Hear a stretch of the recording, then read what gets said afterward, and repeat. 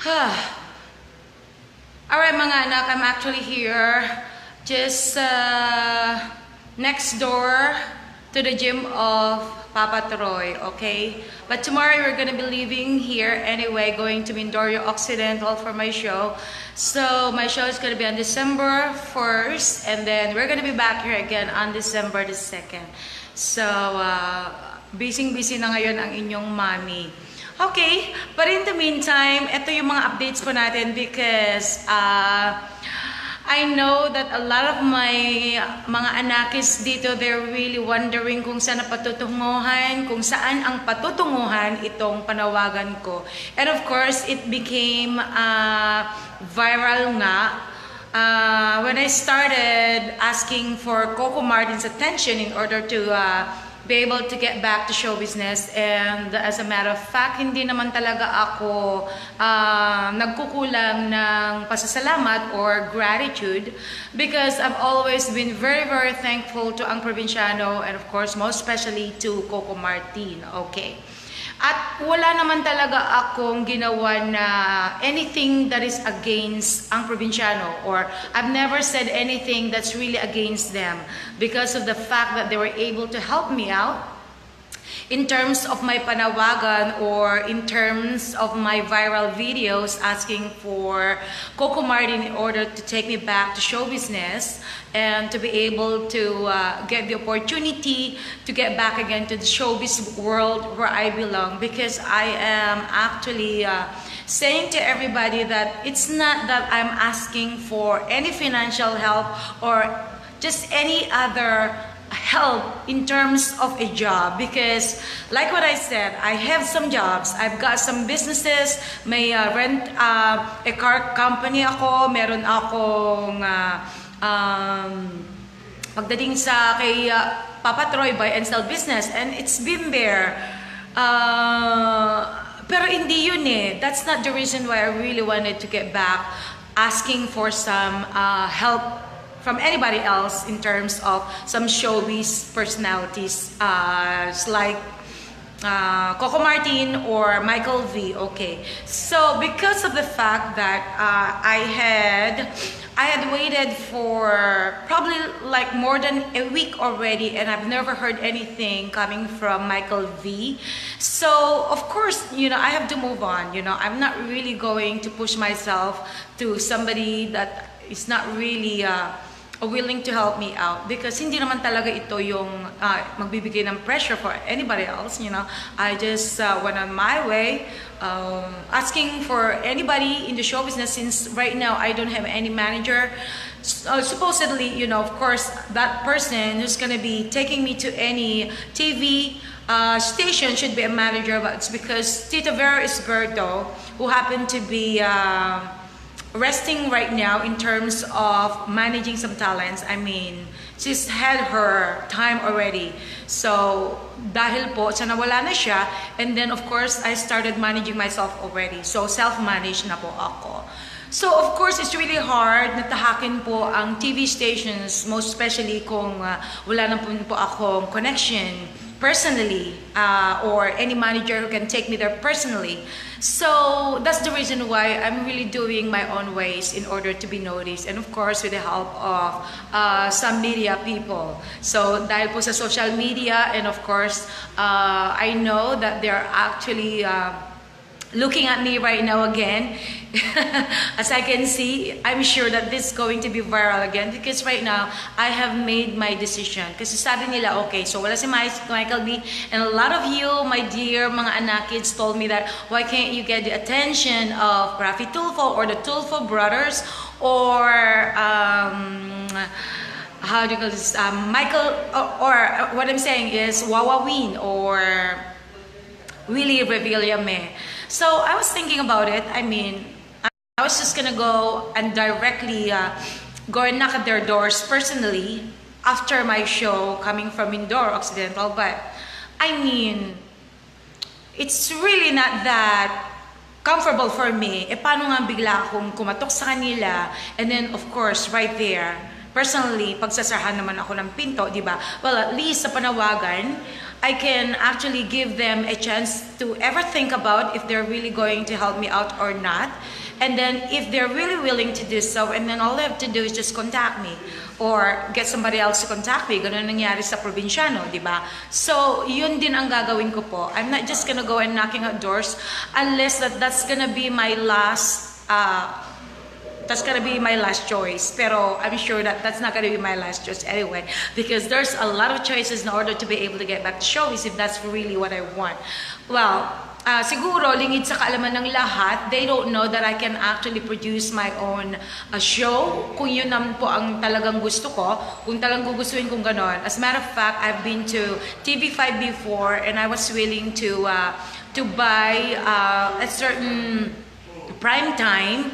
Ay, ang mahal-mahal talaga. Of course, you know, one prime time, and that's just 1 hour, just for a period of 1 hour, that really cost 1 million. And of course, by the time I had chosen PTV4, since the PTV4 naman it's actually TV station that belongs to the government. That's the reason why I was able to put my the Mystic Road to Success, as you can see on YouTube.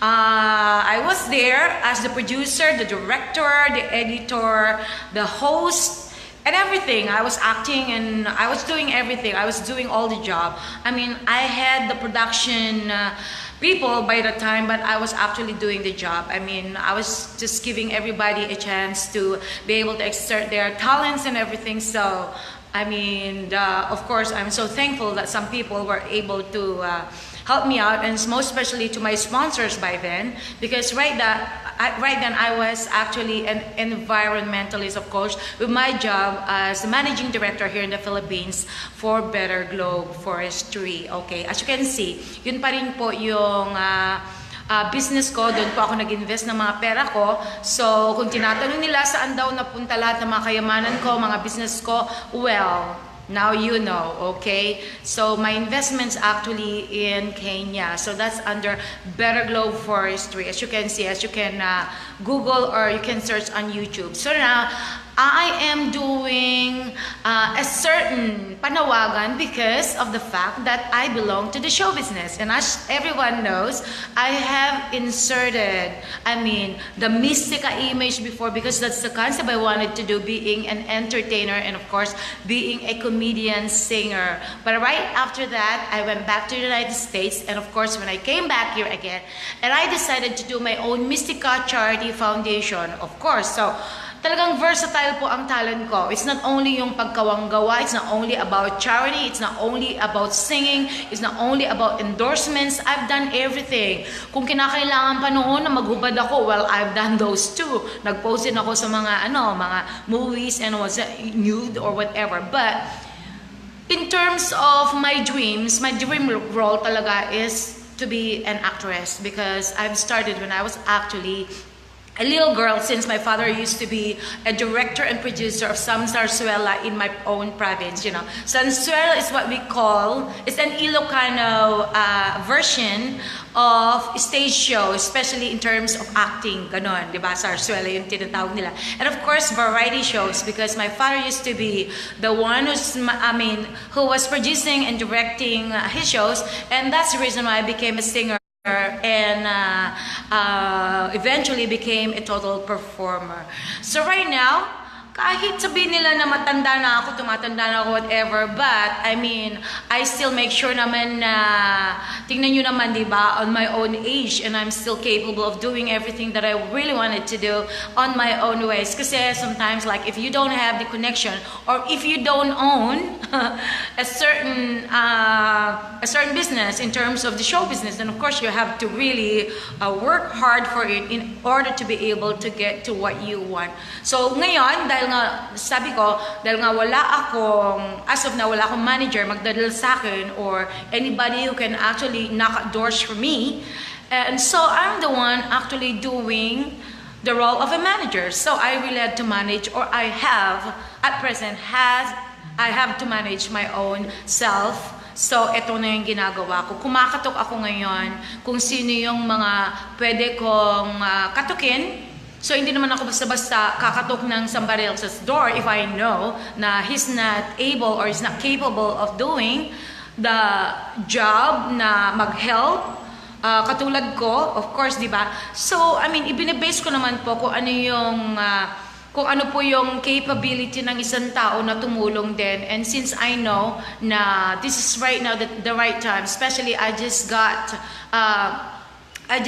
out of ang Probinsiyano. So, talagang mainit na mainit pa talaga yung reception sa akin ng mga, especially sa mga fans ko, sa mga anakis ko.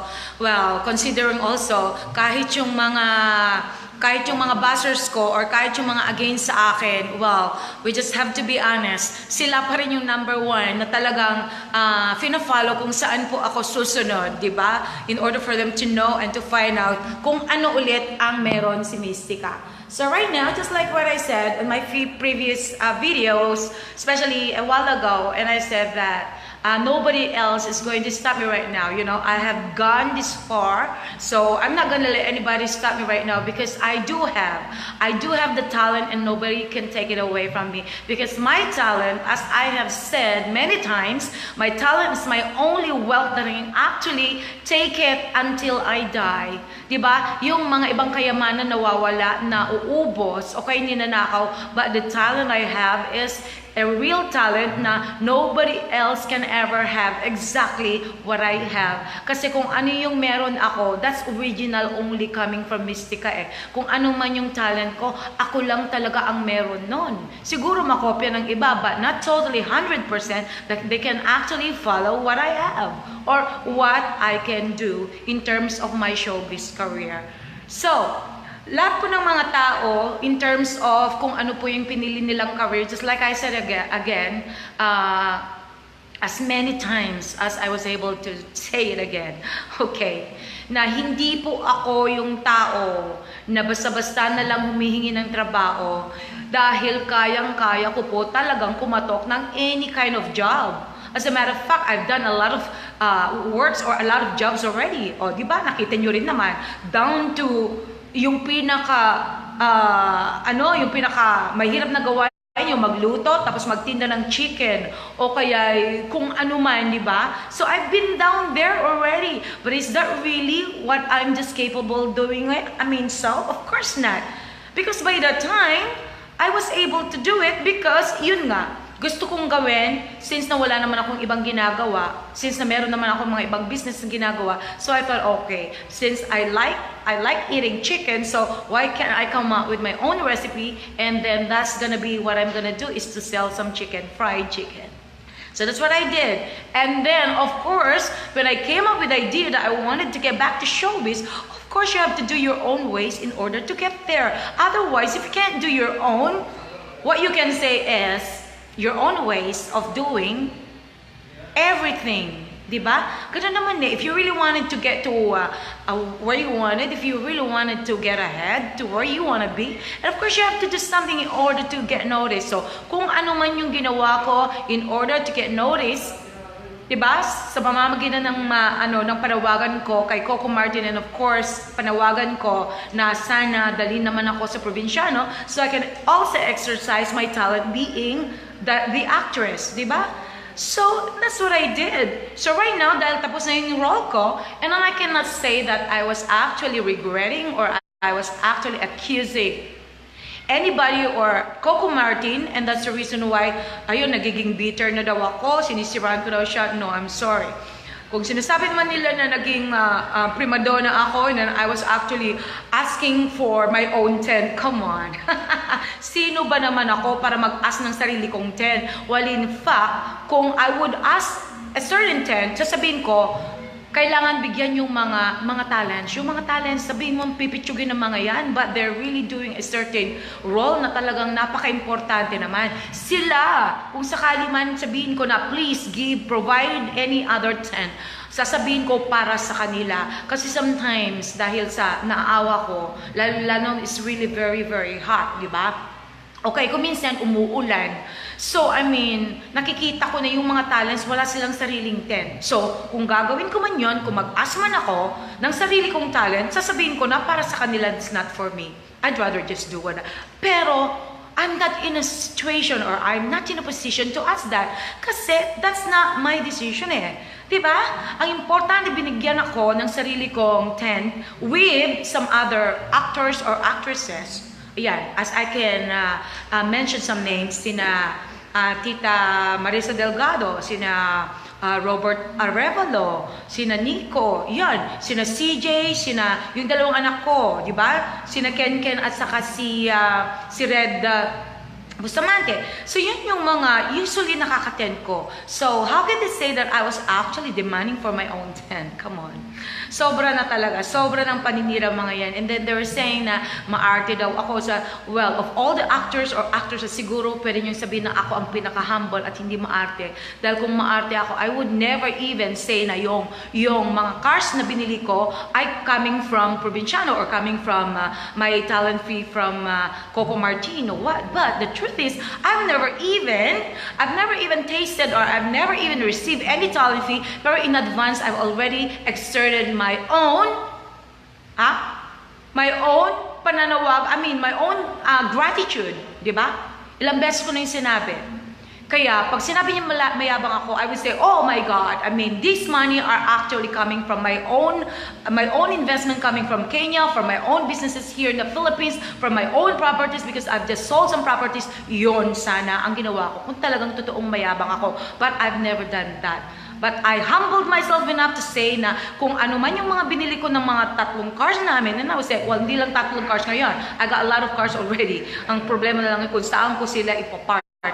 So ngayon, dahil may business car, buy and sell car na rin ako, and then of course, car rental. So, kung talagang hindi ko hinumble yung sarili ko, then I could have just easily said na, oh, no, it's not actually coming from Coco Martin because I've never even tasted any talent fee coming from Probinsiyano. Period. Pero ginawa ko ba yon? No, of course not.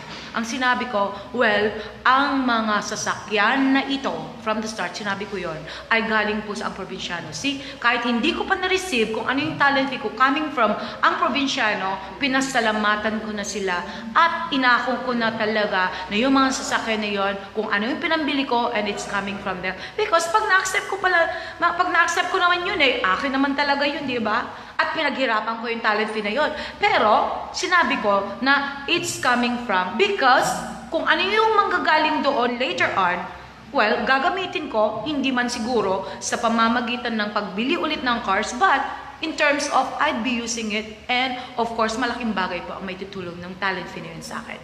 Dahil pinaghirapan ko and of course, nagpapasalamat ko ulit from Coco Martin and most especially to ang Probinsiyano.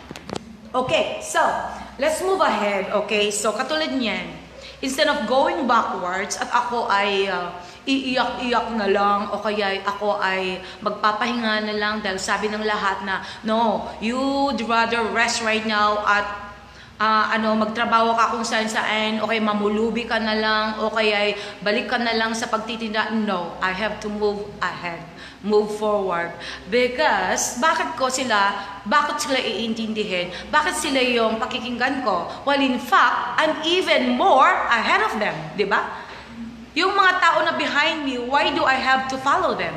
They are behind me. So I have to follow those people who are actually right there, right in front of me, and who are ahead of me because I know that there are the ones who's gonna pull me up instead of pulling me down. Okay? So ngayon, dahil nga po sa nakita ko yung I actually just saw a while ago isang YouTube na actually na-share ko dito sa Facebook ko, and as you can see right there, Ding Dong Dantes. Okay. So I realized na getting back on my previous years before when I just getting started, and of course nakasama ko na rin po si Ding Dong Dantes in some shows like yung mga noontime shows, mga ganon, di ba? And of course may mga dance numbers kami, and then of course nakasama ko rin siya in my singing, yung mga variety shows as I've mentioned on my previous post right here. Pwede yung balikan yan. So ngayon, and I've seen him already in person, so of course hindi naman siguro ako magdadalawang isip kung hindi ko pa siya nakita in person, nakilala in person.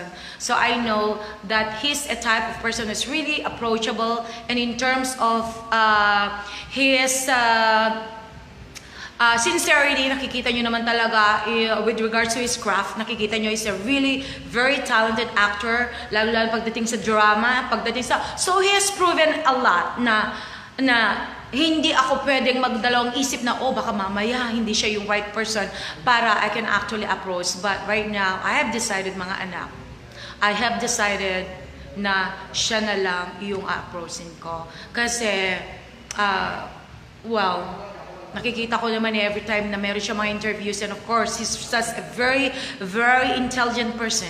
Hindi naman siguro mag-decide na tulungan niya ako if he's not really using his mind. Kung gagamitin lang niya yung awa niya sa akin, well, hindi naman po ako nagmamakaawa o umiiyak ngayon dito or whatever, para naman sabihin natin na dahil lang sa awa or dahil lang sa umiyak si Mystica, that was the reason why tinanggap siya doon sa programang yun na kinalalagyan niya ngayon, which is Cain and Abel.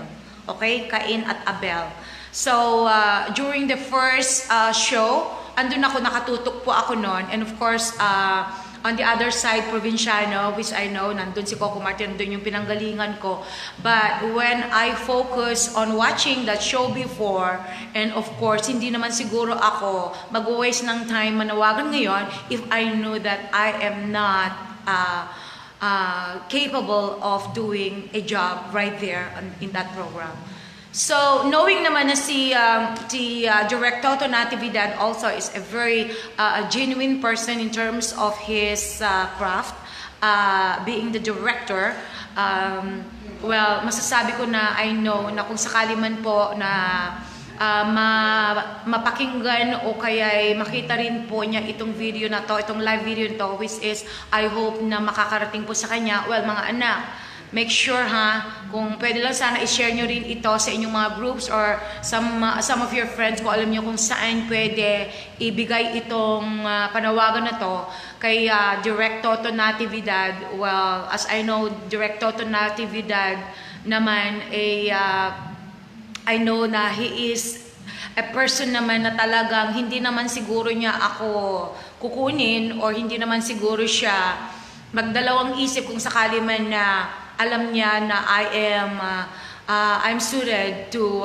any role sa kanyang Cain at Abel ngayon. And of course, GMA7, I know that I have already proven a lot of my craft as well in terms of my acting, hindi lang po yung in terms of my singing, okay, sa mga variety shows nyo. Pero if you can actually take a look kung ano po yung record ko in terms of mga shows din, okay, in terms of my acting career din na ginampanan ko, well, you can see naman na talagang I have done my role, di po ba? So, sana naman po, hindi siguro ako maglalakas loob o kaya magluka-lukahan lang dito as everyone is actually saying right now. Sinasabi, luka-luka lang yan, nawawalan sa isip or whatever. Well, ang luka-luka would never do what I'm doing right now. Meaning to say, on my own expense, I am doing everything in order to get ahead at in order to be able to show kung ano man po yung talent ko that I'm really willing to share to the whole world, and I know na kahit marami pong against ngayon sa panawagan ko because I'm doing in such a way na ganito yung paraan.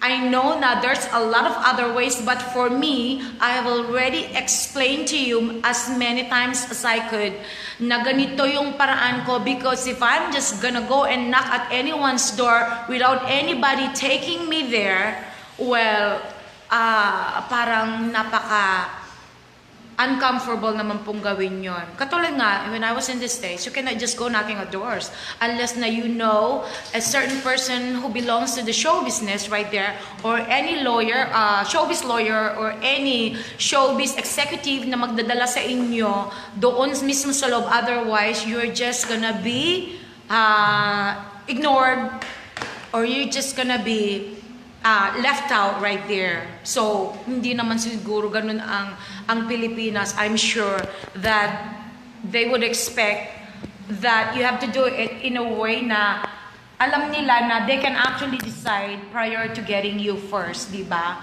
Kasi baka mamaya, dahil lang sa kumatok ako, binigyan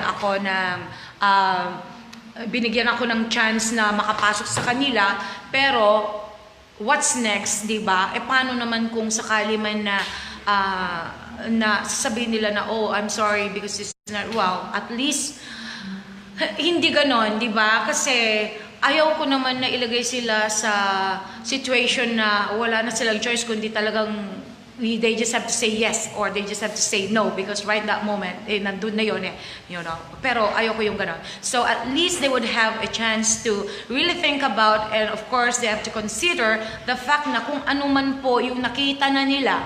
Kasi hindi naman siguro ako maglalakas loob na magpanawagan for them to take me back to show business kung alam nila na I don't have what it takes to be able to get back there.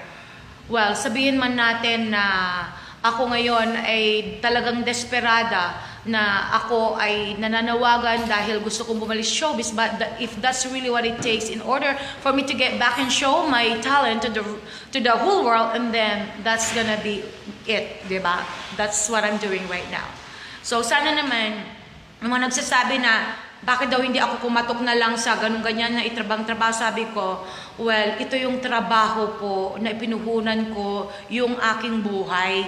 Diba? When I got back here in the Philippines, I have spent millions of money in order to be able to build up my name. Diba? Nag-invest ako sa pangalan ko eh. Diba? At saka, you know, lahat ng mga ipinuhunan ko dito talagang luha, pawis, laman. Balon-balunan, lahat yun. Kasama ang puso, kasama ang lahat ng buong buhay ko. Lahat, pati pag-i-split ko, ipinuhunan ko lahat yun para lang magkaroon ng sariling identity. So, yun nga po, sana naman po, at this point, sana naman po, meron pong makapanood na they can actually take this seriously. Diba?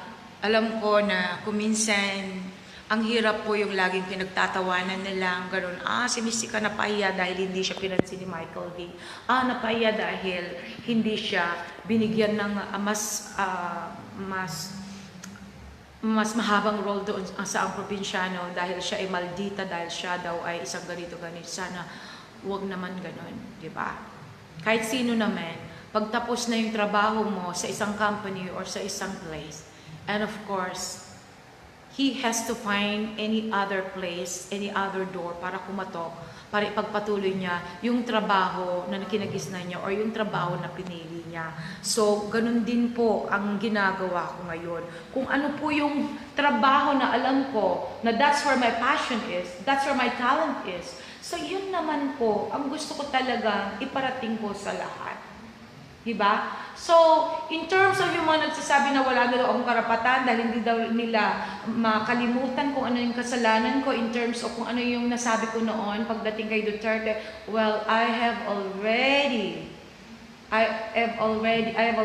done my part asking for some apology. Diba? Nag-ask na po ako ng sorry.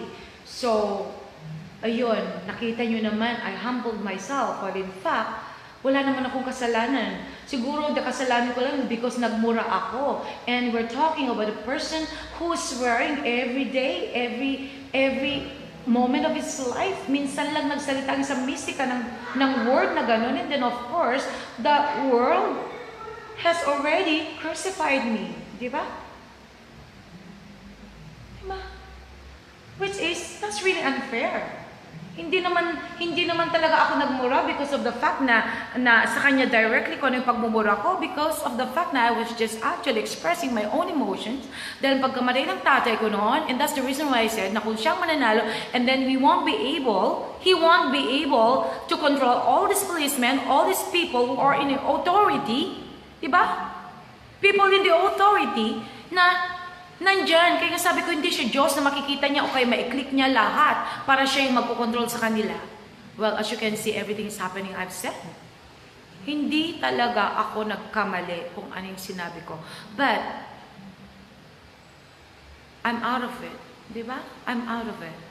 Sinasabi pa nila na kailangan daw na na ganito, sumanib na raw ako sa politics or whatever. No, I am not going to do that. Dahil nga sa sinabi ko na mahirap at this point na sumanib sa sa magiging politician. Well, I can be I can be hired as an entertainer. I would go there to entertain people in order to get the people's attention para makinig kung ano yung mga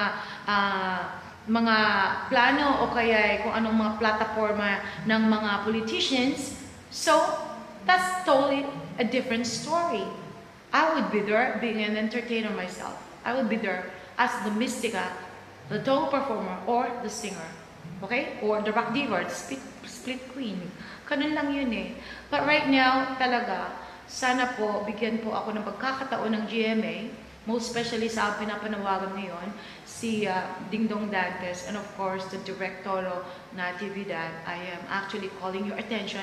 Sana naman po, pagbigyan nyo naman po ako para at least naman po, may pagpatuloy ko yung aking career in terms of my showbiz pagdating sa kung ano man yung pwedeng role na bigay niyo sa akin. Pwede ako sa drama, pwede ako maging kontrabida, pwede akong maldita, pwede akong any role na basta kaya ko. Pwede naman siguro akong isingit din bilang pampatawa or pampa-highlight lang. Well then, that's gonna be your decision. Ganun lang po mga anak. Okay? So, thank you once again. And till next time, sana i-share niyo po ito because right now, this is the decision that I've made just right now. Hindi ko naantay yun yung Sunday na sinabi ko na sa Sunday pa ako magdesisyon. So, depende kung sino yung mga sinadjust ng mga anak ko. Well, right now, I have to follow kung ano naman po yung decision ko. Okay, mga anak? I love you all and see you again. Okay, bye!